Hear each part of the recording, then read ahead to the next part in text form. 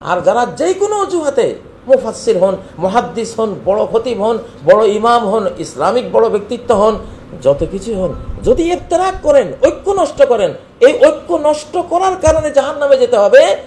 মদ খেয়ে জাহান্নামে যাওয়ার এখানে দরকার নাই, জিনা করে জাহান্নামে যাওয়ার বিষয় না, এটা খুন করে, খুন খারাপি করে জাহান্নামে যাওয়ার বিষয় না, শিরিক করে জাহান্নামে হওয়ার বিষয় না, এটা হলো ইফতিরাক।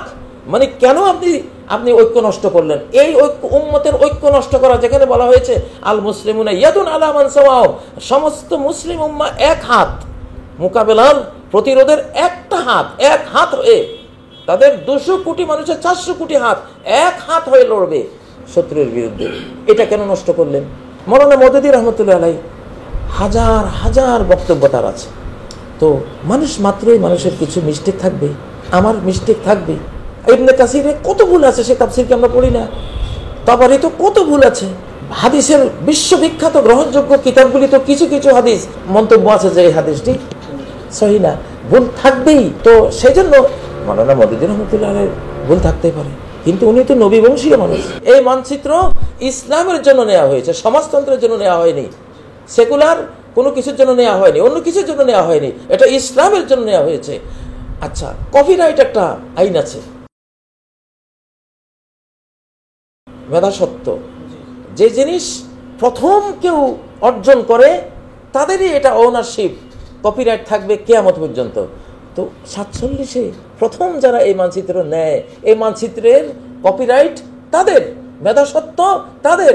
তারা এইটা নিয়েছিল আল্লাহকে সেজদা করার জন্য, ইসলামকে ফলো করার জন্য, আল্লাহর কোরআনকে, this is our constitution Jinnah সাহেব বলেছিলেন, কোরআনের জন্য। এবং কদরের রাতে এই মানচিত্র ব্রিটিশ অফিসার ঘোষণা করেছিলেন, দিনে ঘোষণা করেননি। লাইলাতুল কদর 27 রমজান ছিল, সে 47-এ 14 আগস্ট এই তারিখটি।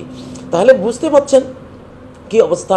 আবার 24-এ আমি যেই তারিখে ঘোষণা দিলাম স্বাধীন বাংলাদেশ জিন্দাবাদ, র মুক্ত বাংলাদেশ জিন্দাবাদ, এটাও মহানবীর মদিনা আগমনের সেই তারিখটা 622 খ্রিস্টাব্দ 27 সেপ্টেম্বর। তাহলে আসলে এটা একটা মুসলিম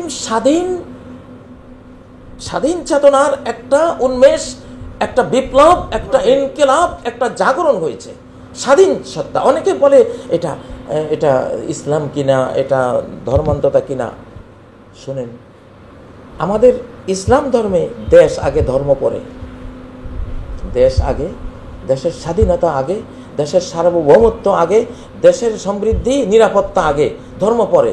দলিল কি? বহু দলিল আছে আমার কাছে, আমি একটা দলিল দিব শুধু। সূরা ইব্রাহিমের 35 নম্বর আয়াত, ওয়া ইজ ক্বালা ইব্রাহিমু রব্বি জাআল হাযাল বালাদা আমিনা। ইব্রাহিম যিনি সমস্ত নবীদের পিতা, ওনার পরবর্তী সকল নবীদের পিতা উনি। তো উনি প্রথমে দোয়া করছেন, আল্লাহ তুমি আগে আমার এই রাষ্ট্রকে, এই দেশকে তুমি নিরাপত্তা দাও, আর্থিক নিরাপত্তা দাও, জানমালের নিরাপত্তা দাও, আমাদের সমৃদ্ধির নিরাপত্তা দাও, আমাদের টিকে থাকা নিরাপত্তা দাও। নিরাপত্তা কিন্তু বিশাল একটা জিনিস, সেফটি ফার্স্ট। তাহলে ইব্রাহিম আলাইহিস সালাম আগে বলেননি আমার সন্তানরা তোমরা মূর্তি পূজা করো না, তোমরা শিরিক করো না, তোমরা আল্লাহর ইবাদত করো, প্রথমে এই কথা বলেননি। ধর্মেরও আগে, ধর্মীয় অনুশীলন অনুশাসনের আগে, তাওহীদেরও আগে উল্লেখ করেছেন আমিনা রব্বি জাআল হাযাল বালাদা আমিনা, তুমি দেশটাকে স্বাধীন, সার্বভৌম, নিরাপত্তাশীল একটা দেশ হিসেবে আমাকে দাও।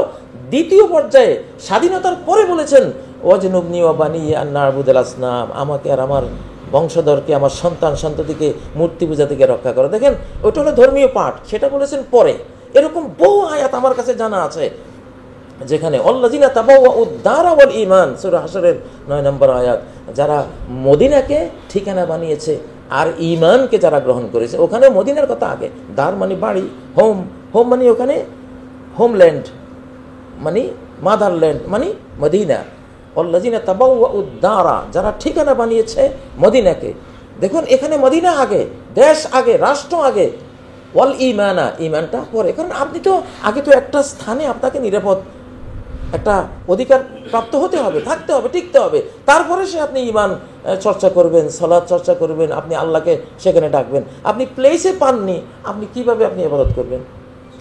এই কারণে আসলে আমি মনে করি যে এই যে স্বাধীনতা আমাদের, আলহামদুলিল্লাহ, এটা সব কিছুর আগে। অতএব এই নির্বাচনে কেউ জিততে হলে গোলামের জাত গোলাম জয়ী হবে না ইনশাআল্লাহ, আল্লাহ দেবেন না। এই এই এই বাংলাদেশের নেতাদের সবচেয়ে বড় সমস্যা হলো গোলামি, বিদেশের গোলামি, ভারতের গোলামি, অমুক তমুক রাষ্ট্রের গোলামি। যারা এই গোলামি মনোবৃত্তি নিয়ে এখনো বসে আছেন তাদেরকে আমি বলবো, দয়া করে আপনারা রাজনীতি থেকে সরে যান। এইটা হলো স্বাধীন চেতা নেতাদের যুগ, শতাব্দী বাংলাদেশ ইনশাআল্লাহ। আর আমার আদ্যপান্ত আমার আন্দোলন হলো স্বাধীনতার আন্দোলন। আগামীতে ইসলামিক একটি ঐক্য হতে যাচ্ছে, কিন্তু আমরা দেখতে পেয়েছি যে হেফাজতুল ইসলামের যিনি আমির রয়েছেন মাওলানা মহিবুল্লাহ বাবু নগরী, উনি বলেছেন যে জামায়াতের আকীদা ঠিক নেই, আকীদা নিয়ে প্রশ্ন তুলেছেন।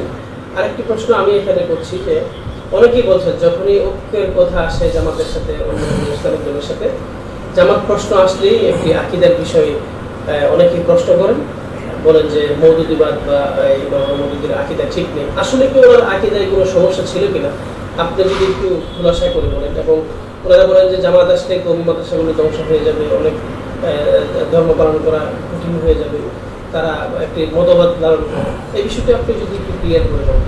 আমি মওলানা মওদুদী রহমতুল্লাহ আলাইহি সম্পর্কে ইসলামের একটা চিরায়ত মূল নীতি কথা দিয়ে আমি সমাধানটা দিচ্ছি, যেটা ইমাম মালিক রহমতুল্লাহ আলাইহি বলতেন যে নবীজির রওজা মুবারকের পাশে দাঁড়িয়ে মদিনার যিনি ইমাম, 4 ইমামের মধ্যে যিনি মদিনার ইমাম নামে খ্যাত ইমাম মালিক রহমতুল্লাহ আলাইহি, তিনি নবী সাল্লাল্লাহু আলাইহি ওয়াসাল্লামের কবরের পাশে দাঁড়িয়ে বলেছেন, কুল্লু ওয়াহিদিন মিন্না ইউখাযু মিন কওলিহি ওয়া ইউরাদ্দু আলাইহি ইল্লা সাহিবা হাযাল কবর। এই কবরের অধিবাসী মুহাম্মদ সাল্লাল্লাহু আলাইহি ওয়াসাল্লাম ছাড়া আমরা যারা যত বড় ইমাম হই না কেন, যত বড় লেখক পণ্ডিত হই না কেন, কাজী ইব্রাহিম হোক না কেন, সাইদি সাহেব হোক না কেন, আজহারি হোক না কেন, বা মহিবুল্লাহ বাবু নগরী সাহেব হন না কেন, বা যে কোনো বড় ইমাম ছোট ইমাম যেই হন না কেন, আমাদের প্রত্যেকেরই কথা গ্রহণ করা যাবে যদি সত্য হয়, দালিলিক হয়। আবার আমাদের যেই কারো কথা বর্জন করা যাবে যদি দলিল বহির্ভূত হয়, ডকুমেন্টস এভিডেন্সবিহীন হয়। তাহলে এটা হলো মূলনীতি। মওলানা মওদুদী রহমতুল্লাহ আলাইহি হাজার হাজার বক্তব্য তার আছে। তো মানুষ মাত্রই মানুষের কিছু মিস্টেক থাকবে, আমার মিস্টেক থাকবে। ইবনে কাসিরে কত ভুল আছে, সে তাফসীরকে আমরা পড়ি না। তাবারি তো কত ভুল আছে। হাদিসের বিশ্ববিখ্যাত গ্রহণযোগ্য কিতাবগুলি তো কিছু কিছু হাদিস মন্তব্য আছে যে এই হাদিসটি সহিহ না, ভুল থাকবেই। তো সেই জন্য মাওলানা মওদুদী রহমতুল্লাহ আলাইহি ভুল থাকতেই পারে, কিন্তু উনি তো নবী বংশীয় মানুষ, সাইয়্যেদ নবী সাল্লাল্লাহু আলাইহি ওয়াসাল্লামের ব্লাড। তো নবীজির ব্লাডের মানুষ আমরা প্রতিদিন যাদের জন্য দোয়া করি, আল্লাহুম্মা সাল্লি আলা মুহাম্মদ ওয়া আলা আলি মুহাম্মদ, তিনি তো আলে মুহাম্মদের একজন সদস্য, তার বংশলতিকে তো সেটা। তো এই মানুষটাকে এইভাবে কেন আমরা হিট করবো? হিট করলে যে নবীজির উপরে যায়, আমরা এটা কেন বলি না? মওলানা মওদুদী রহমতুল্লাহ আলাইহি শুদ্ধ লিখেছেন, লক্ষ লক্ষ কথা তার বিশুদ্ধ আছে, 2, 4, 10, 20টা কথা তার ভুলও তো থাকতেই পারে। ভুল হলে উনিও তো বলেছেন, যে কোনো লেখক বলেছেন, ভাই ভুল করলে আমারটা নিও না। তো এই মূলনীতি তো সেই আমাদের ইসলামের শুরু থেকে আমাদের আছে, যে আমরা ভুল হলে সে কথা ফেলে দিলাম, বাস এই তো হলো। এখানে তো আর কোনো সমস্যা নেই। এখানে যেটা মূল বিষয়টা হলো, বাংলাদেশে হলো কি, আমাদের মাদ্রাসাগুলো, কওমি মাদ্রাসাগুলো বিশেষ করে জনগণের অর্থে চলতে হয়। এই জন্য এই মাদ্রাসাগুলি টিকাতে হলে জনগণের সাথে সম্পৃক্ত থাকতে হয়। সেজন্য আসলে কওমি আমাদের অধিকাংশ ওস্তাদরা কওমি ছিলেন। হাটাজারি মাদ্রাসা তো জন্মে হয়েছে আমার নানাকে দিয়ে, তা আমি তো সেই ঘরানার মানুষ। এই জন্যই ওনারা সাধারণত রাজনীতিতে আসেন না। তো যিনি যেটাতে নাই সেই ক্ষেত্রে তার অভিজ্ঞতা কম থাকে। সালিল মুজাররিব ওয়ালা তাসআলিল হাকিম বলছে যে অভিজ্ঞকে জিজ্ঞাসা করো, একজন মহাপণ্ডিতকে জিজ্ঞাসা করতে যেও না। পণ্ডিতের ভুল থাকতে পারে, কিন্তু যিনি এই বিষয়ে, বিশেষ করে যেমন রাজনীতির বিষয়ে যার কোনো ভূমিকা নেই, অভিজ্ঞতা নেই, দীর্ঘদিন এই দেশের বিভিন্ন রাজনৈতিক দলের সাথে রাজনীতি করেননি, এই জগৎটা তার অস্পষ্ট থাকতেই পারে। সেজন্য জাতীয় মুরব্বীরা কিছু কথা বলেন, ওগুলি আপনি ইমাম মালিকের ওই মূলনীতিতে ফেলে দেন। আমরা প্রত্যেকে ভুল করতে পারি, এটা বাদ।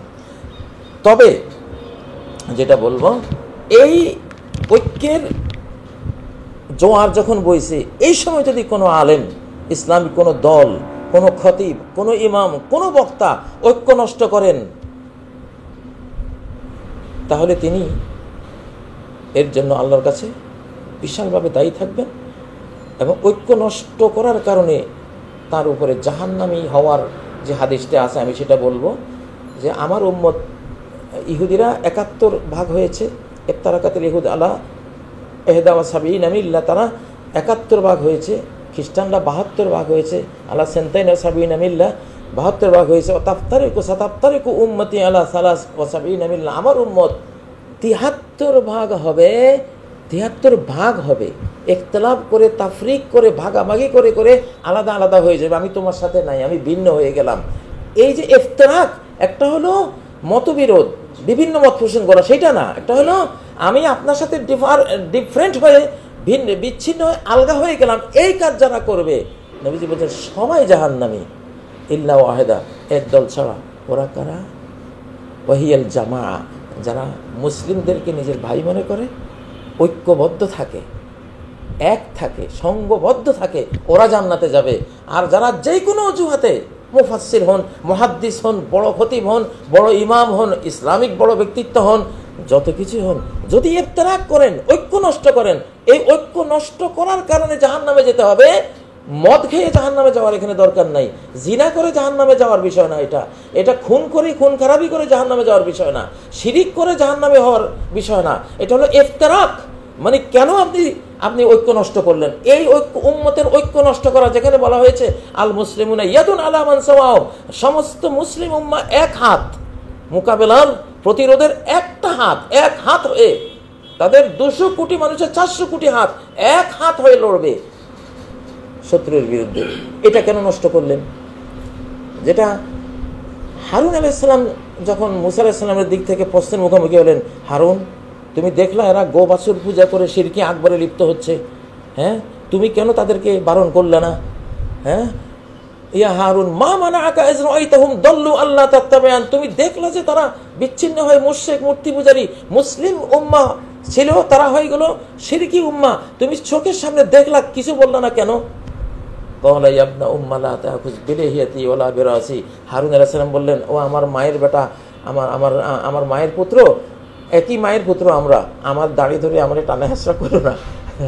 ইন্নী খাশিত, আমি একটা ভয় পেয়েছিলাম। দেখেন কি গুরুত্বপূর্ণ কথা, কি ভয়?